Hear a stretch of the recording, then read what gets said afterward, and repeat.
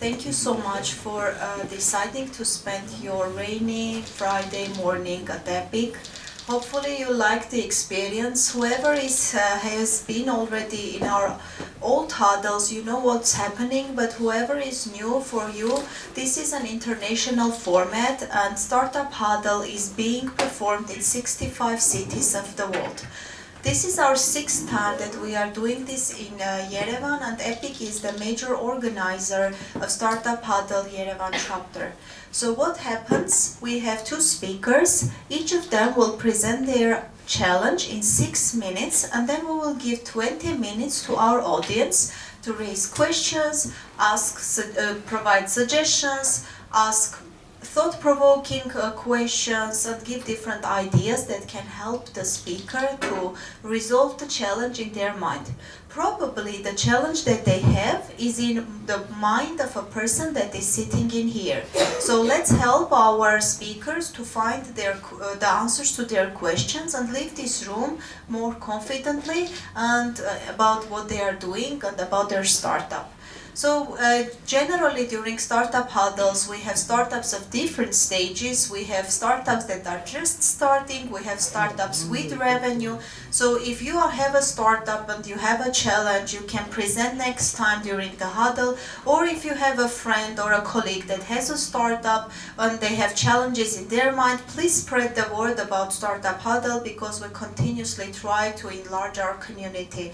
Startup huddles take place every final Friday of the month, and as you can see it's a breakfast event, so we can have all of the energy that we have for the day and spend it on the huddle.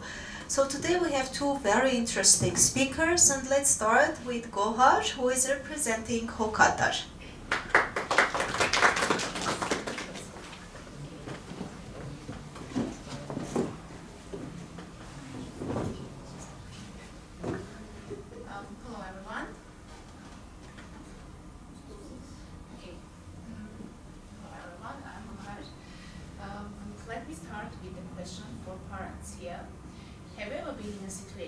When you have important coming up, and you also have to pick up your child from the school or from the garden.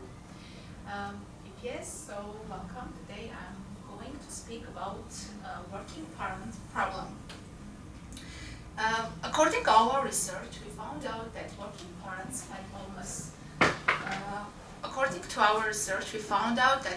parents spend almost 3.5 hours per week trying to organize transportation of their kids. And on the other hand, schools have transportation organization problems. So the problem is absence of specialized and safe transportation services in Armenia. Qatar is solving this problem. We are a software solution to organize or providing safe and optimized child transportation service.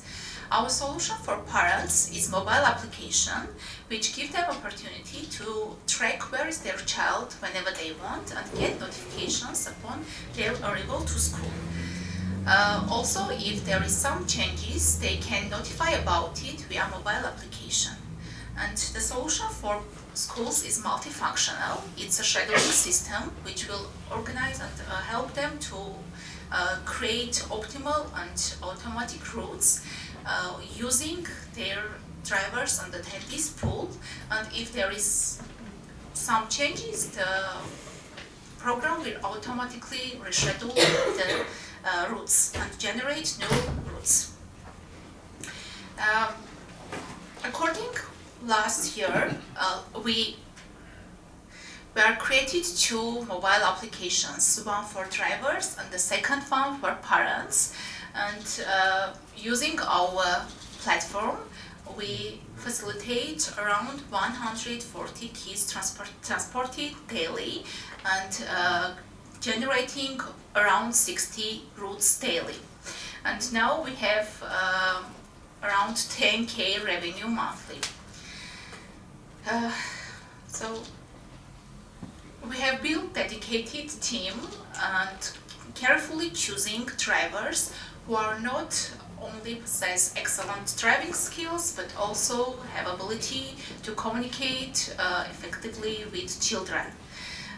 Also, we have attendees in the process who help drivers and track the whole process and help children as well.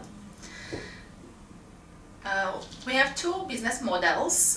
The first one, we directly work with private schools and organize transportation of their children. The second one, we provide the service to parents. And all this we are doing for word of mouth or by digital marketing. About our plans, despite our successes, we face a lot of challenges daily, and the main primary obstacle now is our scaling operations. Currently, we are manually creating routes for drivers, taking into consideration a lot of factors like children's schedule, the changes of their schedules, the location of drivers and attendees, and all this process is time consuming. To address our challenge, we are going to implement our scheduling system, which will do this automatically and generate routes, taking into consideration all these factors and using some algorithms. Of course, we are using a lot of tools like Airtable and database, but these all not doing fully automated, and so that's why we are planning to implement scheduling system. By automating our operation processes, we aim to enhance scaling, and this will give us opportunity to serve the large number of children. Hokadar is not just a transportation service, it's a lifeline for working parents, offering them peace of mind, knowing that their children in a safe hand, and they can focus on their personal responsibilities. Thank you for your attention. I'm open to listen. Yes, the problem is on scaling our operation, as we do scheduling manually. We generate routes manually, of course using some operation tools, but the process is doing every day, daily, manually, and using a lot of factors like schedulings of children, real-time tracking, conduction, and there are a lot of challenges connected with this operation. Maybe we can take questions to explore the problem further and then move to suggestions.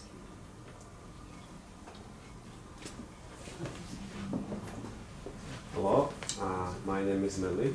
I would like to know a little bit more about the development teams and the overall engineering, how they are structured.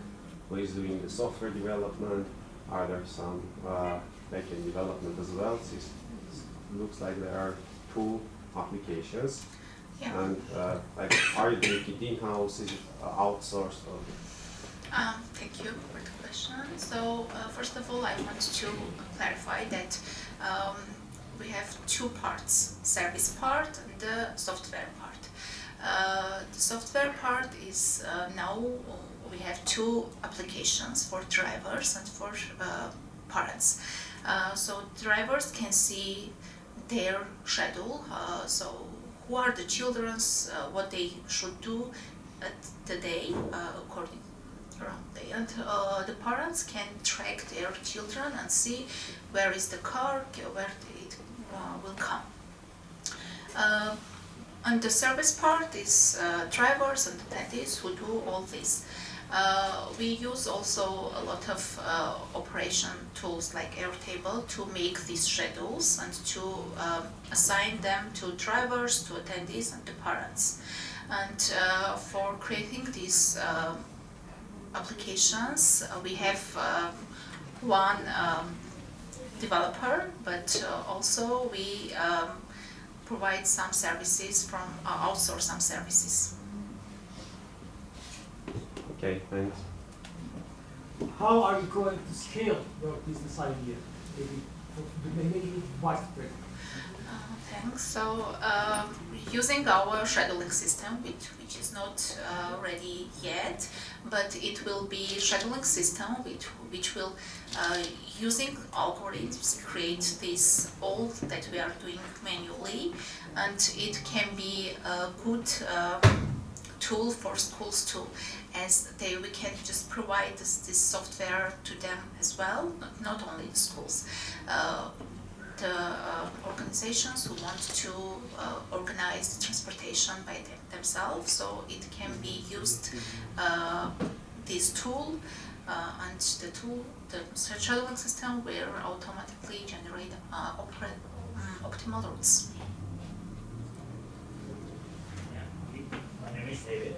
I would like to ask how you source the information that you have. And you said you use Airtables, and then you said you do all scheduling manually currently. How you collect all updates from the parents, like if some routes are changed or schedules are changed, right? And where do you store them? Do you every time go to Airtables and manually take it and do the work, or you just do have some system right now? Yes, we collect the information on Airtable, and by saying we do it manually, I mean that we, after collecting the information and routes on Airtable, we assign it to each parent and each driver now. As the children is not so much, there are 140 kids, so we can do it manually. And there is an ability in our mobile application where parents give us some message or do some changes, and it come back to Airtable and we see it and do some changes, but where we are doing this manually again. So after changes we should manually assign it to new driver or do some time changes. And about you ask about how you collect this information? Do you have, I want to understand, is it like pure text information, like somebody is writing, my kid is leaving school at 9 p.m. For example, I don't know, or 5 p.m. Yes, we have both of them. They are texting us or just calling us, and also they can just choose one day an application and write that the child will be absent at 10 and the information will come back to us. So maybe collecting this information in a more structured way will allow you to make this better? Maybe now we are just thinking about organizing the scheduling system in an optimal way, in an effective way. That's why maybe we are not didn't think about it. Thank you for advice. We'll think about it. A quick follow-up question. Since parents are communicating with you via SMS or calls, what's the real purpose right now, the mobile app for the parents? No, there is an ability on mobile app to write some messages or to choose some day and write that the child will be absent.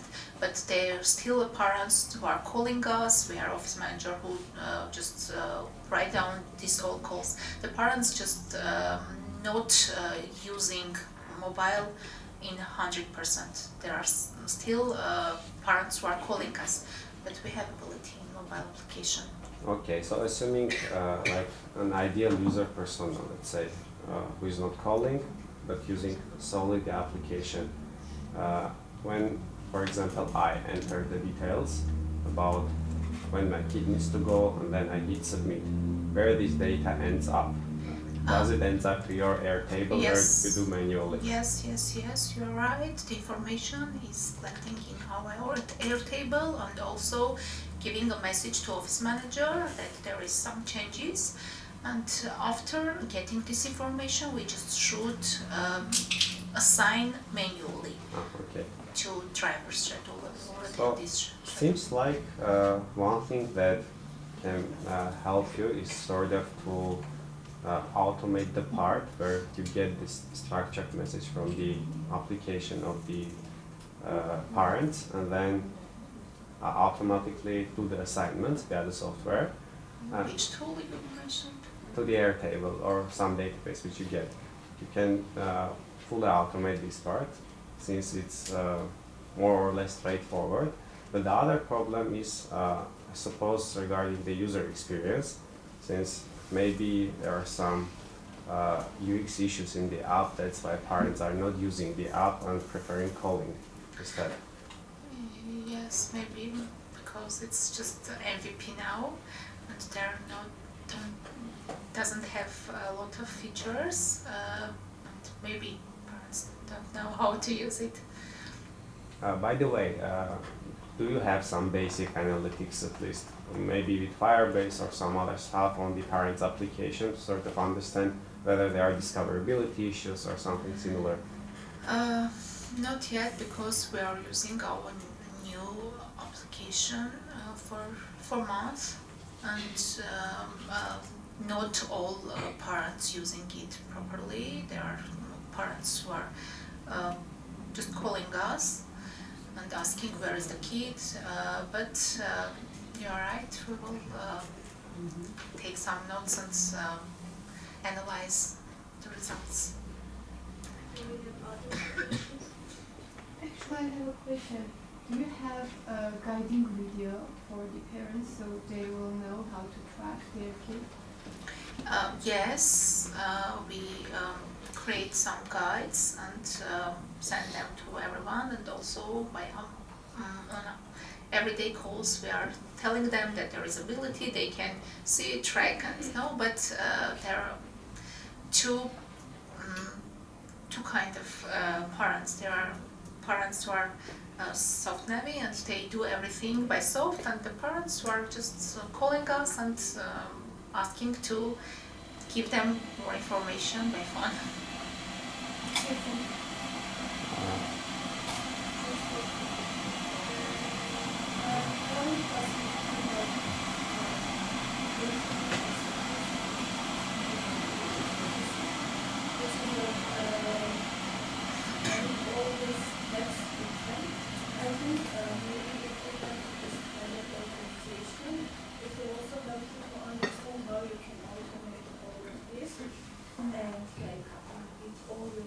Structured in your head, and then you can automate all of that. No, we don't have yet, but we are trying to organize our processes and make them easy for us. My name is Adam. I want to ask how you hire drivers and check their safety, for example, if are there getting some tests, they are not using drugs or drinking. Good question. First of all, we are choosing them very carefully, trying to first of all find all information, open information about them, taking their driver licenses or their passports and checking the number of plate number and on open sources, understanding who they are, trying to get some information in Yerevan successfully. It's still have some opportunities to check who is the man, and also we are having testing with them. Sometimes our drivers, all drivers, taking routes with them, one of us, and also we giving them opportunity to be with our routes 1 or 2 weeks to understand how they interact with children and trying to get more information about them. After that, we are starting work with them. We have another.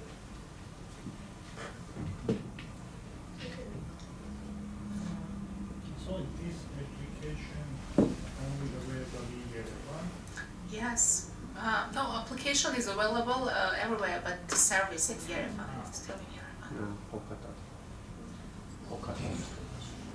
I would like to, can I just, I would like to know what's the percentage of users using your phones, like just calling, rather than using that web application? Because as I understood, it's like the parents like to be able to call you more than using the application at this point. I think part of them are calling us yet. Would you say more people call you rather than use the application? Yes. No, they are using tracking where the child and they get notifications, but they don't use for writing some changes. They just call us or text us to notify that something will change. What if you just use this ability? You know that most of your users are calling you for this information. Maybe you make an updated service for phones rather than implementing a web application in the first place. Because as I understood, majority of parents are not tech savvy and want to be able to call you.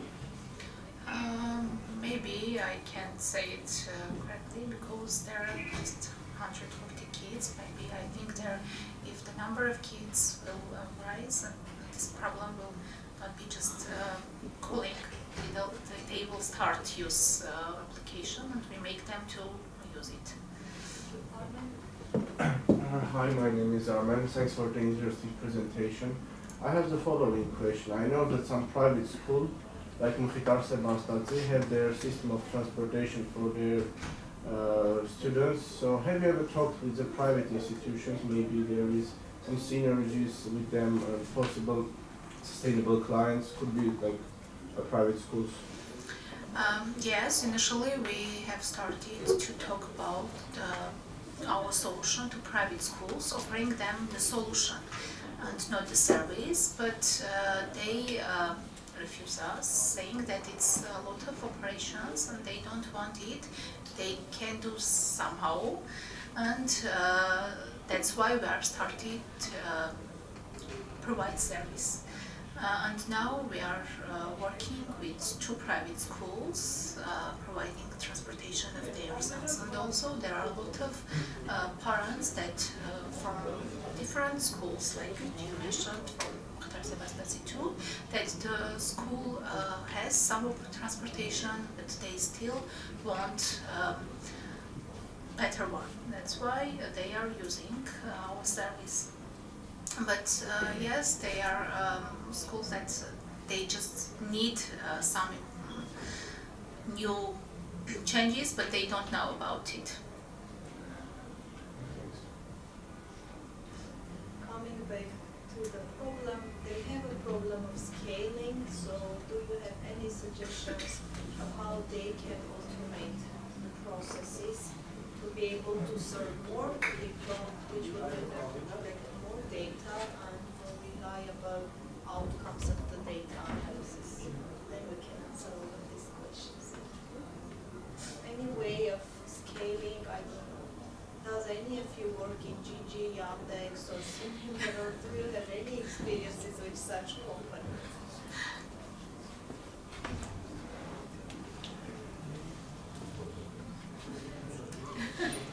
I haven't worked with Gigi yet, but the first problem that you have is to structure the data that you get, which you don't have at this point. And you need to understand what's the percentage of people using your application. That's sad that you don't have statistics for the application. Are people using it for people are using this application not comfortable, or are they not using that actually because they're not tax savvy? Because they might be going to your application and saying like, okay, I press this button, it doesn't go, why I should use it, I would run it for you. At this point,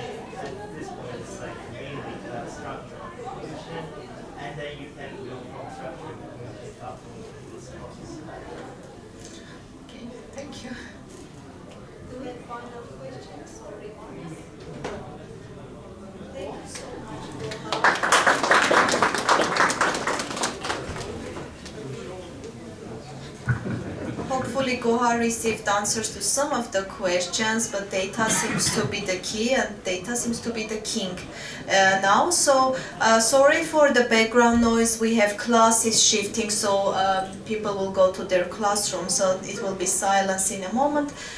Before that, we can welcome our next speaker, who is Alexei, and came from Gyumri to Yerevan to speak during Startup Huddle.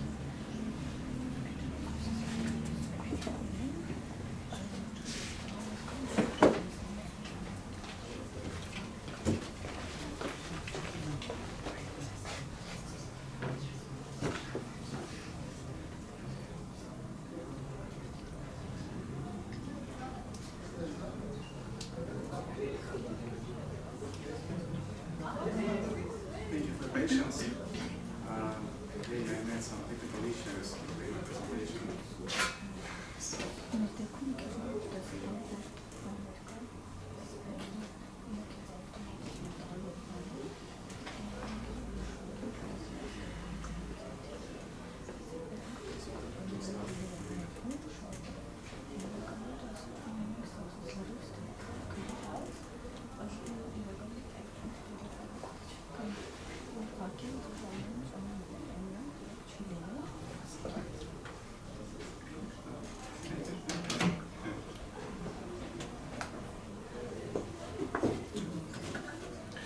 good morning, everybody, once again. I'm happy to see you here. And I came not from Gyumri originally, but from Moscow, Russia. I'm a Gyumri resident for 1 year, and thank you, Armenia, for welcoming me. I really enjoy being here and interacting with all of you and taking part in EPIC programs in particular. So, my startup is from Russia too at the moment. Yes, we are Skolkovo residents, and let me introduce it. So the name is Receipt. It's not about changing your place at the airplane. It's about the sitting position, and here you can see the render of our robotic hub chair. So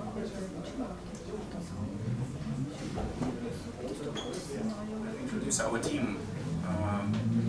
We all met in funny circumstances. I met Christina in dating app, but we're not a couple, you know, because at that moment we were checking the first dating app, declared applying AI in its core, and we met each other there. Andrei is a surgeon and researcher, and we met each other in Frankfurt airport on additional security check. And he was laughing at my way of securing my MP3 player. And since that time, we are colleagues and good friends. And Ksenia is my sister, and maybe the most organized person in the team. For this reason, she is responsible for operations. So, what we are doing? We restore trunk muscles control for people using a wheelchair by a hub robot. This is a real picture. It's not a Photoshop. It's a picture from wheelchair dancing competition. And here you can see the case when a person, even in a wheelchair, have a strong trunk muscles. it depends on the level of trauma, of course, but it's like, our aim to bring people to this level of trunk muscle control and strength. And I want to explain why it is so important. Okay, yeah. So usually when we look at people in a wheelchair, it's obvious that they can't walk.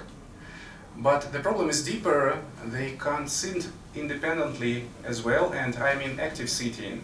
So imagine if you have to transfer a hot pot with a soup from one burner to other, and at the moment you have to use both hands. And if you require additional support, I mean backrest, it is not safe enough. It's just one case. For instance, you need to pick up your phone from the floor, yes, and you need to bend to eat and return to your initial position. And if you have some, if you're a wheelchair user, it's usually a great challenge. So, trunk muscle control is a core problem for people in a wheelchair. And traditional approach in rehabilitation, I apologize, is aimed to restore extremities.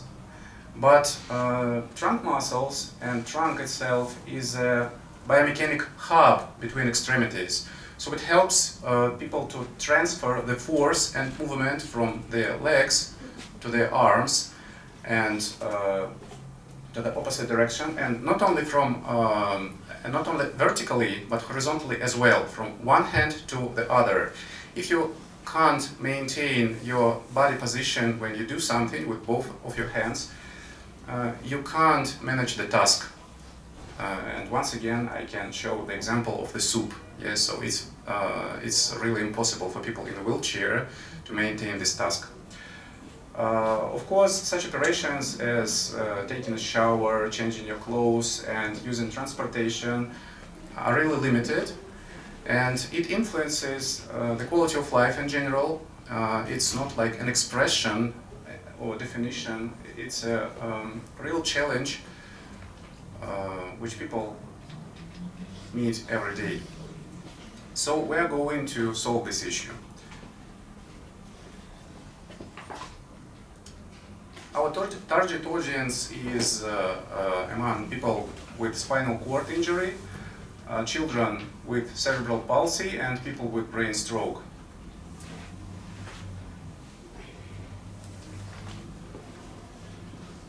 And our market opportunities consists of several layers. So government has its own pains, yes, because of pensions and assistance for wheelchair users. However, there is no return on investments because these people remain socially inactive and economically inactive. So government spends money for assistance, but they do not work, they do not study in most of cases, and they are just dependent. Business pains, you can see here, it's specific for rehab centers because they have a high churn rate. People usually are disappointed with the results of the therapy, and their problem lies in the approach, in the method. And of course, time of therapists, and not only the time of therapists, but the hiring of highly qualified therapists to solve this issue is a real challenge for rehab centers. And at the same time, we see that there is a technology need because now on the market, I mean international market, there are some devices for robotic rehab, but only for extremities. So there are devices for lower extremities, like exoskeletons, upper extremities, but nothing in between. So even if you look at industry reports, you won't see this domain, and it is a real opportunity.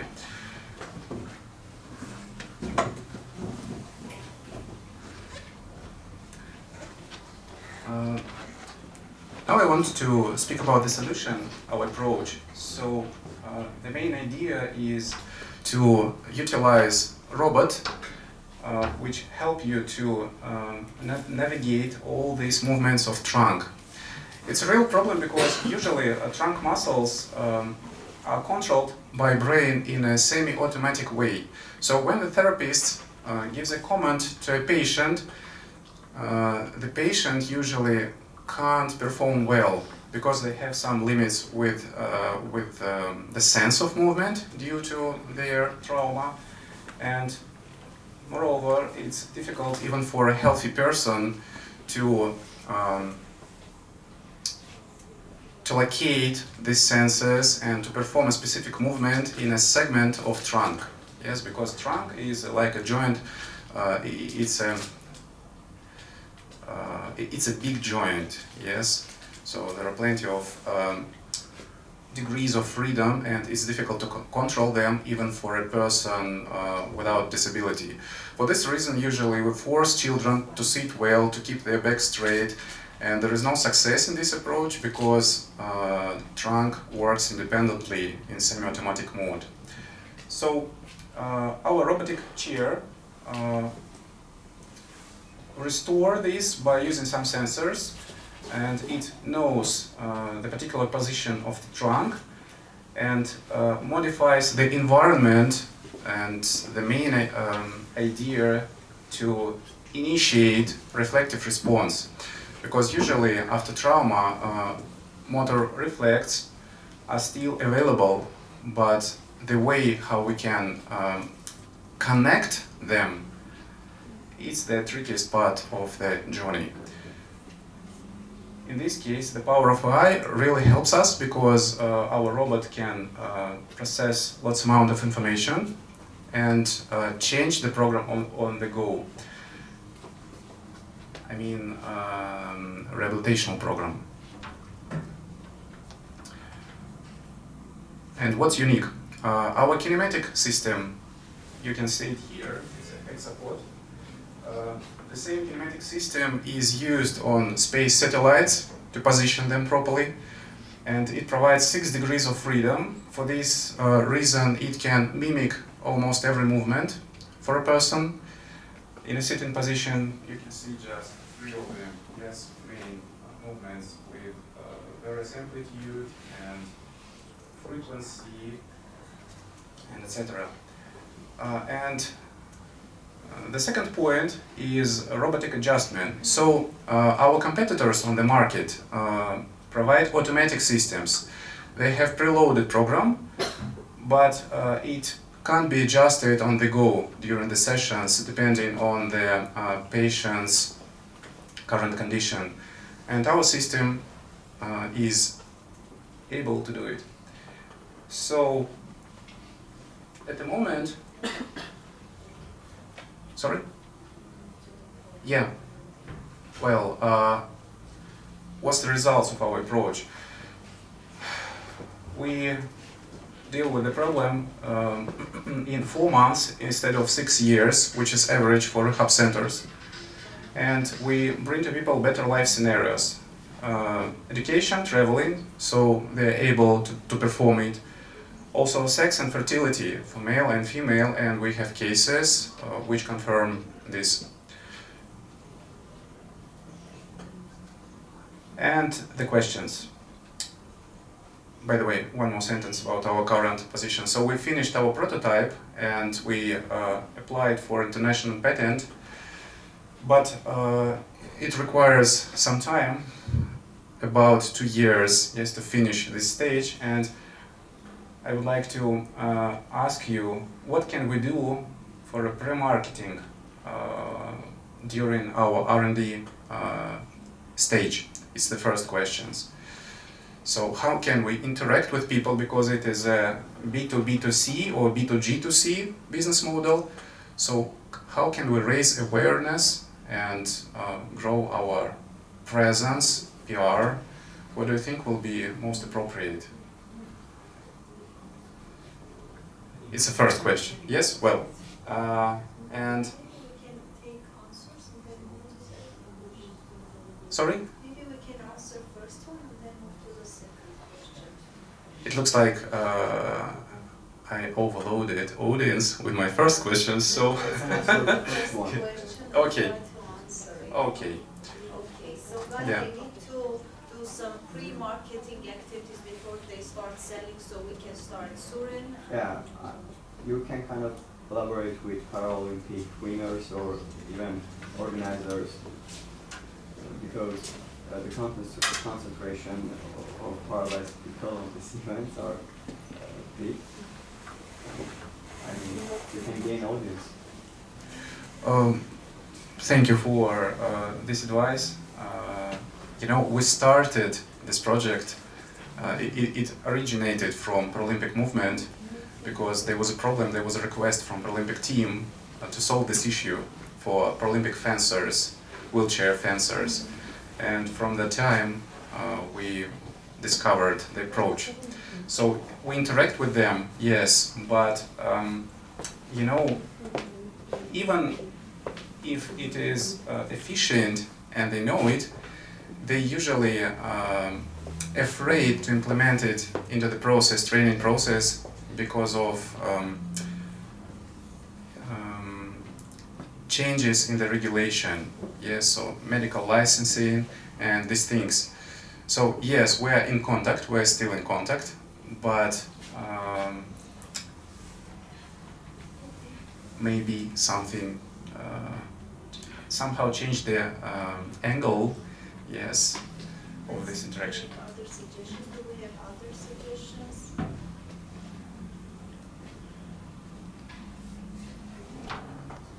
It seems a bit of a difficult topic.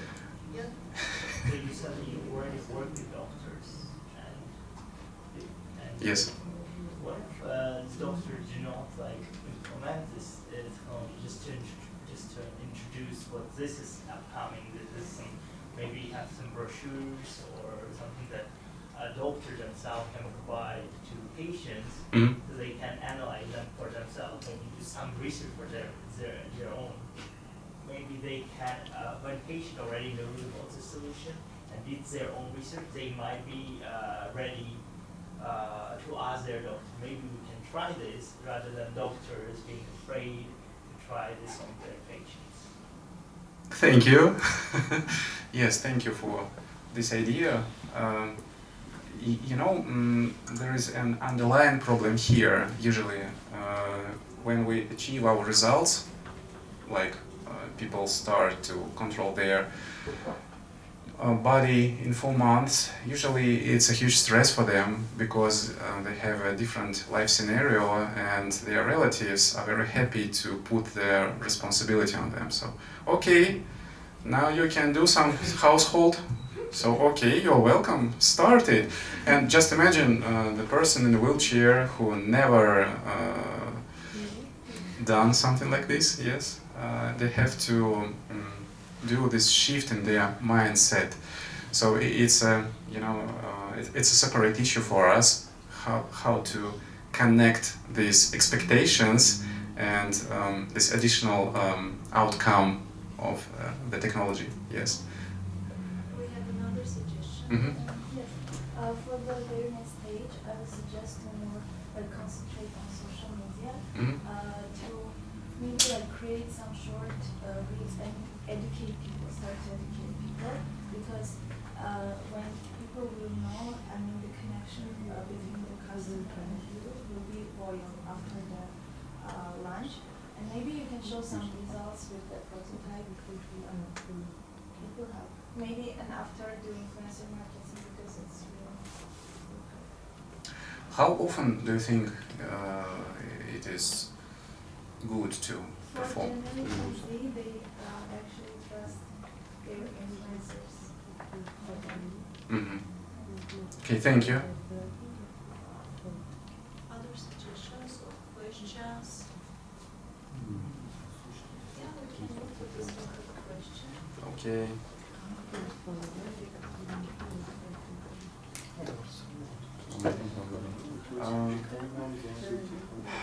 The second question is about funding, because at the moment we have a prototype, but it requires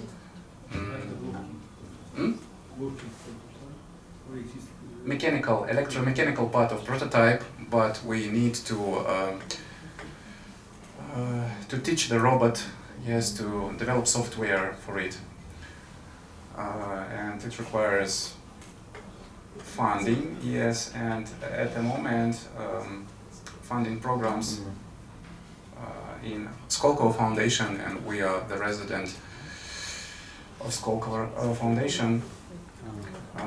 They have stopped funding, so I'm looking for other opportunities. Suggestions. We had one suggestion Yeah. there. Yeah. Thanks for the presentation. I think if you want to have like funding without dilution of your equity, Yes. you need to apply to some biotech, medtech accelerators, because mostly they have their grant funding after the acceleration process, and I do believe that in your sphere the grants are there are a lot of grants, even more than in AI sphere. So I think the right way is to apply to as many medtech accelerators as you can. Like. Thank you. Thank you for your reply. We are looking for medtech accelerations, and here is a little challenge. Our incorporation in Russia current, yes, because I need to keep it for at least 1 year to receive the patent, and then I can move the business to other country, because as far as I understand, there could be some limitations in connection to our Russian origin. But thank you. If you can advise accelerators. I will send. Yes, thank you. It would be great. Other suggestions? Have you tried using like platforms on like Kickstarter or something else? I understand that there is some problem because you have to be in Russian company rather than like Armenian or any but do they work for Russian company? Do you have the ability to receive funds outside of Russia? Well, due to current situation, political, we have some increase of the strength of regulation, and if we receive some funding from international companies or accelerators, it can be considered like espionage or something like this. So it's a threat, not only for business, but for the team as well. So unfortunately, we have to move the business, and then we consider this option. Yes, really. But why you are waiting for I'm waiting for patent. patent? Yes. The Russian. Yes, Russian patent and international application as well. So it should be like connected to our LLC. Is it working now, considering the situation, the international dimension of the patent? Well, Let's say that it is going to be patented in Russia, but does it mean that you can extend it internationally because it is originally in Russia, considering the situation? I mean. we have already submitted a BCT application. I hope that all the negotiations between Russia and international patent system, yes, will work at least for next several years. Maybe there will be a chance also to do a parallel. International patent, you mean, from other countries? Maybe you can start the patenting process from Armenia or somewhere else, Mm-hmm. in parallel to the Russian process. Do you mean local Armenian patent, or No, I mean, my consideration is about the international Mhm. patent process. So, considering the situation between Russia and international organizations is not good for the time being, maybe in parallel to what you have applied in Russia, you can start something elsewhere in order to avoid wasting time. Anytime. thank you for your advice. We'll think about it. Other suggestions? Yes, I have just read recently that one Chinese film they invented a wheelchair which is controlled by the thought. And you could collaborate with this Chinese company after patenting your technology and receive some additional funding from that company. I don't know the name of this company. You can research, you can Google it. I will make research, thank you. Yes. Thank you. Maybe we can move to the next question. It is the last one for today. Do you have other suggestions for Alexei for marketing and finding funding? Hi, thank you for the presentation. Actually, I don't know if it is applicable to you, however, in this stage.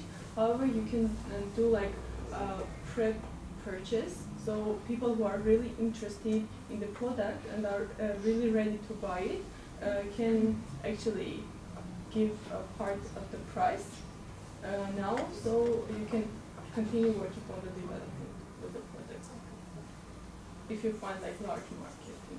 Yeah. Thank you. I have one minor concern in this case. As far as I understand, it will take us about 2 years to finish the prototype, and then the manufacturing can take about 6 months additional. So I think that people will get a little bit nervous about pre-purchasing, yes.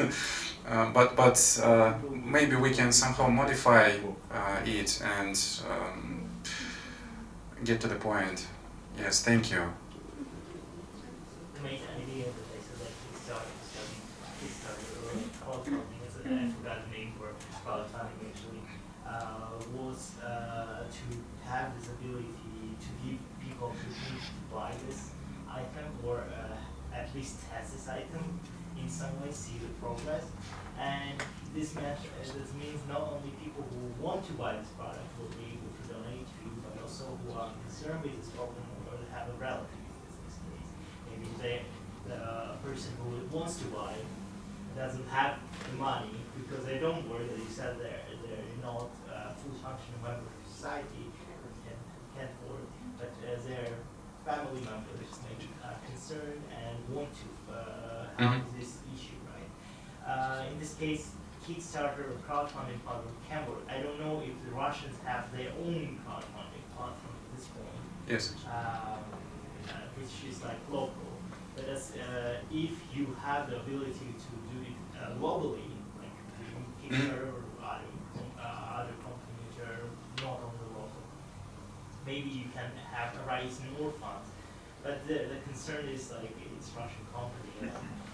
Maybe some people will see Russia as something. No, we're not sending money to Russia. But the good idea with Kickstarter or something like this, if the product even doesn't go like doesn't become a real product, you still keep the money. This people don't receive their money; they taking the risk in this case, right? With Kickstarters, and people who want to donate are aware of this risk. So this is one of the good ways of making Solution and for both questions. Solution for both, right? Yes. For first and second, because you're raising awareness with Yes. videos and having it online somewhere. And this solution for two is like you raise money by raising awareness. Thank you. Thank you. Thank you so much. I think we can wrap this session. Alexei's contact information, I'll share it with Armen so we can send you incinerators. Thank you so much. We will meet final Friday of next month, which is already spring or March. If you want to become a speaker during Startup Huddle, please let us know. You can register on the official website of Startup Huddle, or you can just connect with Epic Team.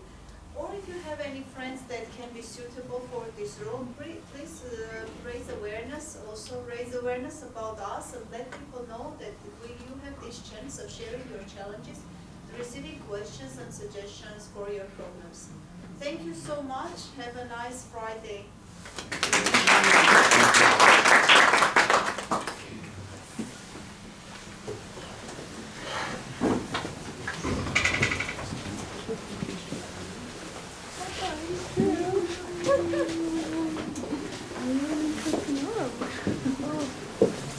Olmadı.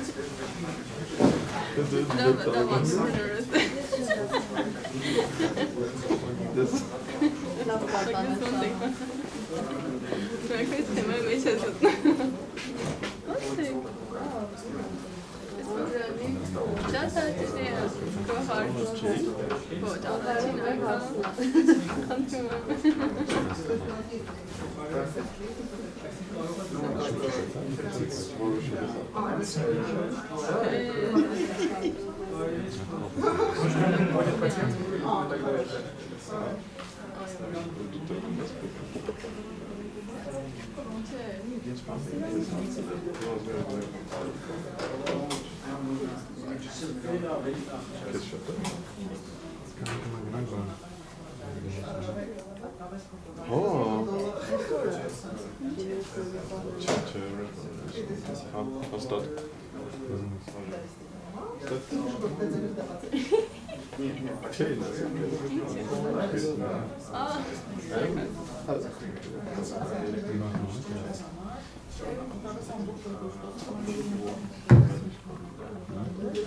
Caffè in realtà no.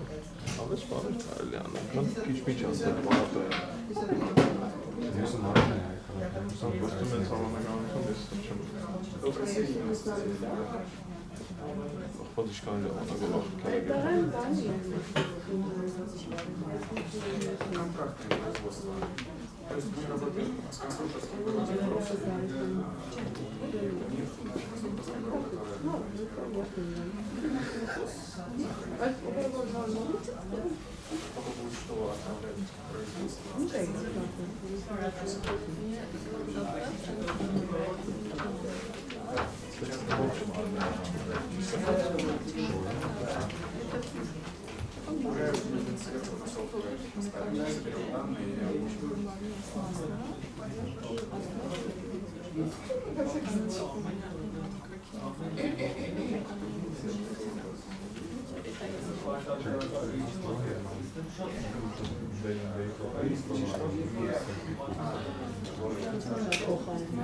ona go impulsները փոխանցում, որ դու առաջին հատկաներն աշխատեն, երկրորդը վերականգնման պրոցեսը, եթե ճիշտ եմ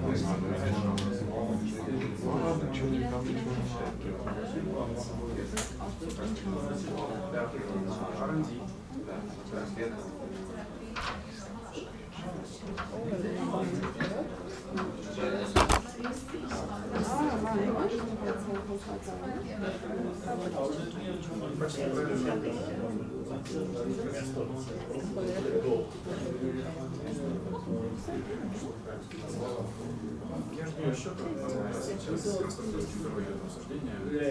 Там просто может быть два сценария.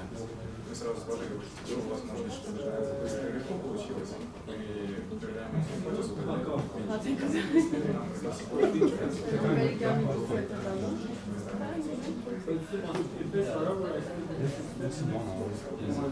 Дорогое удовольствие, да, потому что там 6 степеней свободы. Решение, они 200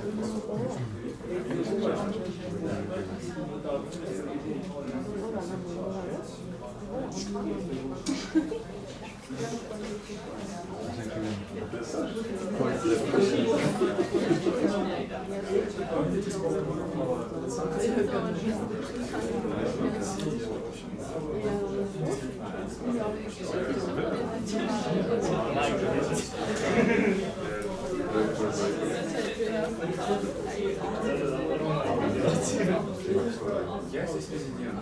Bu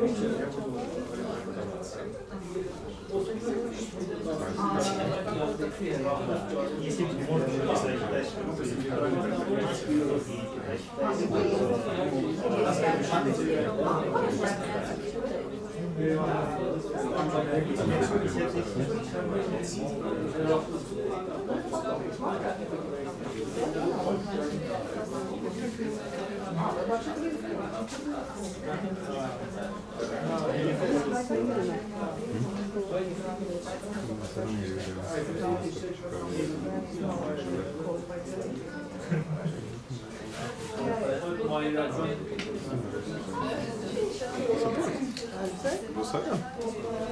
Discrepan. Nasıl olmuş? Kandı.